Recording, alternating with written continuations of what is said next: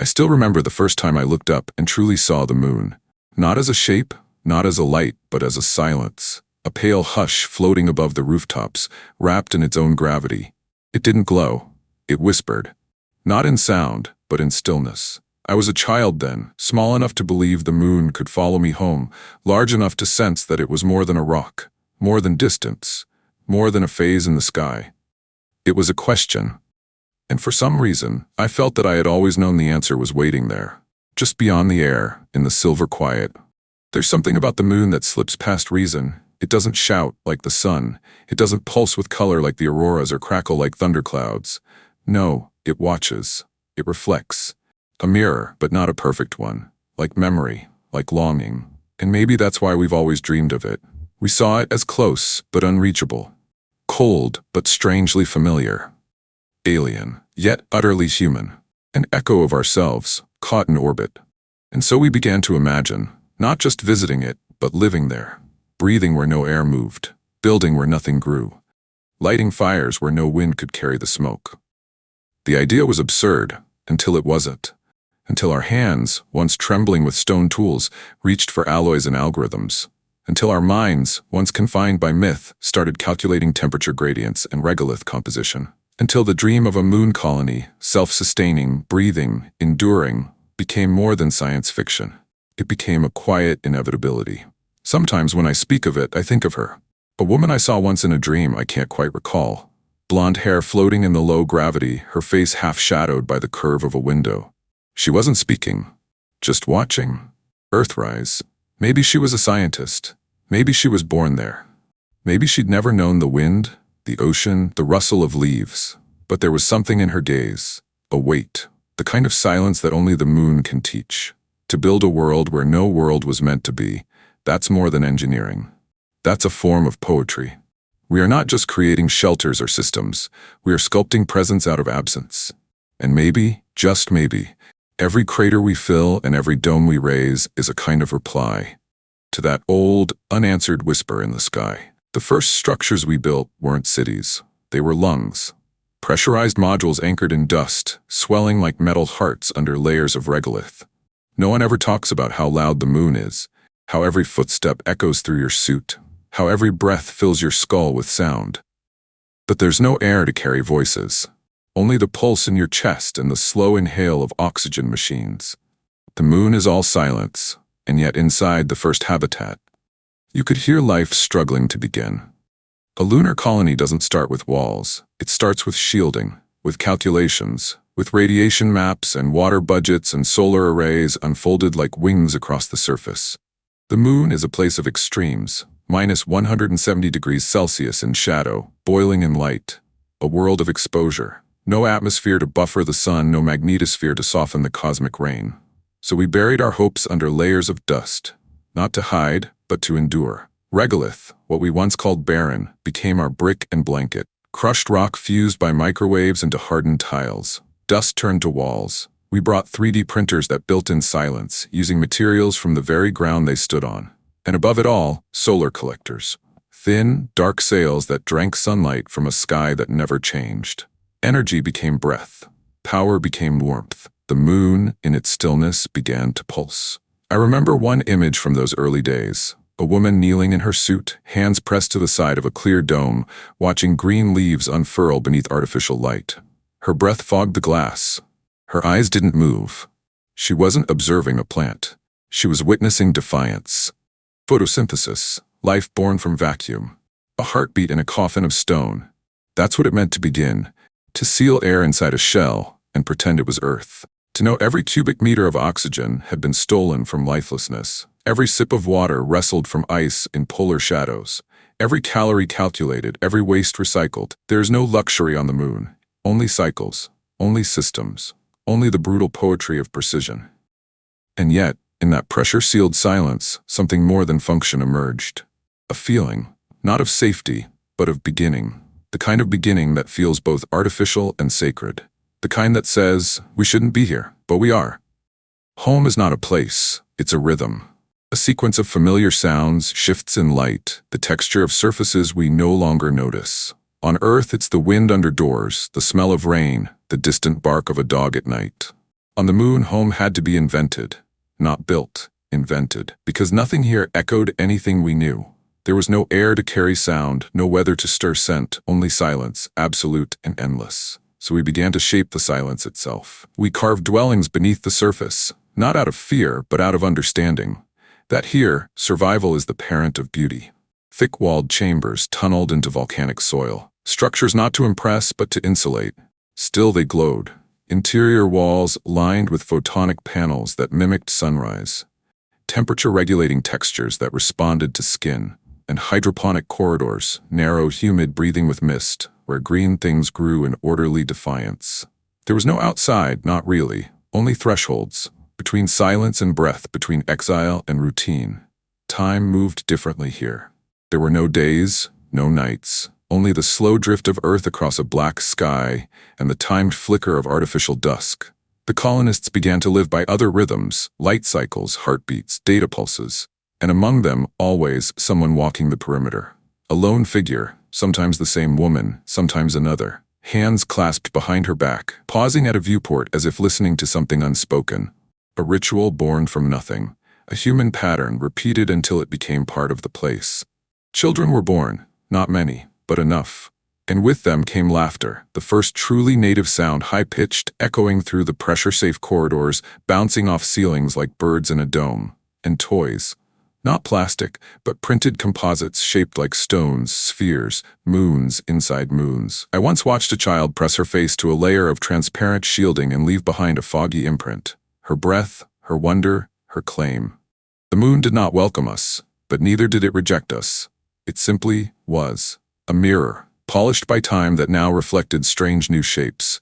Domes lit from within, trails carved by wheels and boots, faint hums beneath the ground. We hadn't conquered it. We had folded ourselves into its rhythm, until the rhythm felt like home. There are no skies on the moon, only ceilings, transparent domes or rock-thick vaults. Light comes not from above but from within, engineered to mimic the warmth we left behind. And yet even with light, even with warmth, something is missing.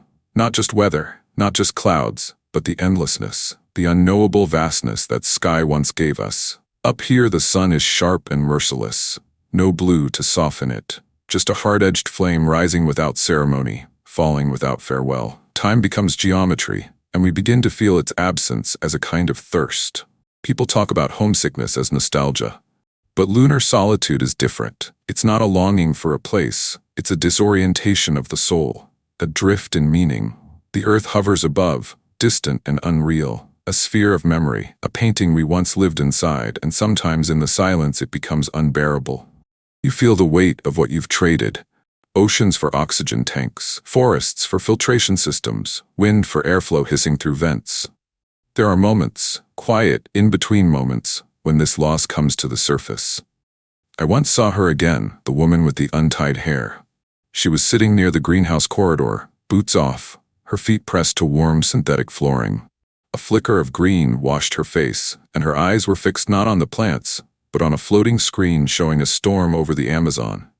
The wind, the lightning, the blur of rain cascading down leaves, and something in her expression fractured. Not grief, not awe, just the stillness of remembering something your body has forgotten how to feel. The irony is that we built all of this to escape fragility. And yet the moon shows us just how fragile we are, how deeply we're made of sky, of chaos, of seasons. And in the absence of those things, we invent new rituals to anchor us. We sing lullabies to artificial dusk.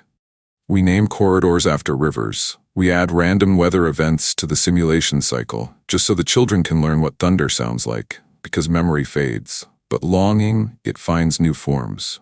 I often think, maybe the moon was never meant to be a home. Maybe it's a place meant to teach us what home truly is. And maybe, just maybe, it's that realization, not the oxygen or the reactors, that sustains us here. That in the cold, in the quiet, we remember what we are not. And that shapes who we choose to become. There came a moment, quiet, almost invisible, when the colony stopped feeling temporary.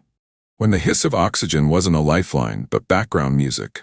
When food no longer arrived in sealed shipments from Earth, but sprouted from native hydroponic beds, green and stubborn. When water, once hidden in buried ice or drawn from chemical reactions, flowed in closed, patient cycles. We had taught the moon to breathe, not like Earth breathes, with forests and tides and wind, but with systems, with balance, with purpose. Every gram mattered, every calorie was counted, every drop reclaimed. Waste was not waste, it was resource, feedback, renewal. Biology became machinery, and machinery became biological. Algae turned carbon into oxygen, bacteria processed the rest. Solar panels drank the sky's fury, feeding cells and storage banks below, and still it felt almost sacred.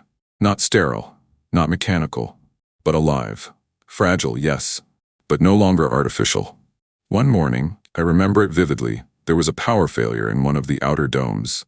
Alarms were silent, but the temperature dropped fast. I walked the tunnel in near darkness, flashlight swaying, breath clouding my visor. And there she was again, that same woman, face shadowed, crouched by a panel, bare hands moving quickly over cold steel. She didn't speak, just glanced at me once, a shared breath. And when the light flickered back on, I saw her exhale. Slow, steady, as if she'd held it in longer than she should have. There was something beautiful in that. The quiet defiance of presence, as if her very breath said, I belong here. It was then I realized something had changed. We were no longer visitors.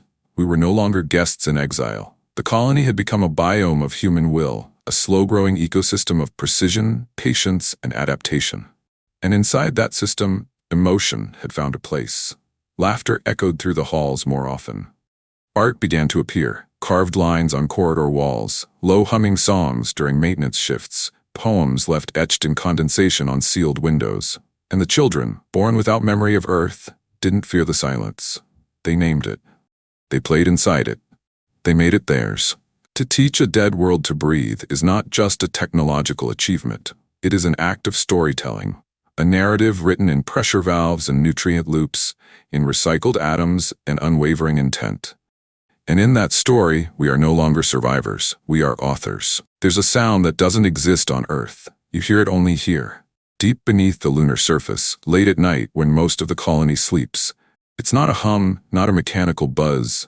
It's softer, like distant breathing inside stone, a rhythm. A memory forming. Some say it's just the vibration of systems settling into equilibrium. But I think it's the moon, learning to echo us. We've carved more than habitats here. We've carved history. Left fingerprints not just in dust, but in design. Our homes hum with heat that never existed before.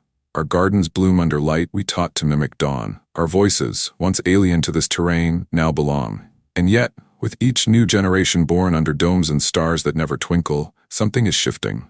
We are no longer Earthlings living off-world. We are something else. Not Martians, not Lunarians, just an echo of humanity, refracted through a mirror of necessity. The woman, her again, once stood on the edge of a crater as Earth rose behind her. Her silhouette was still, helmet tucked under one arm, blonde hair rising in the gravityless hush. She reached down and touched the soil, not out of sentiment, but to feel it, to press skin to dust. She closed her eyes.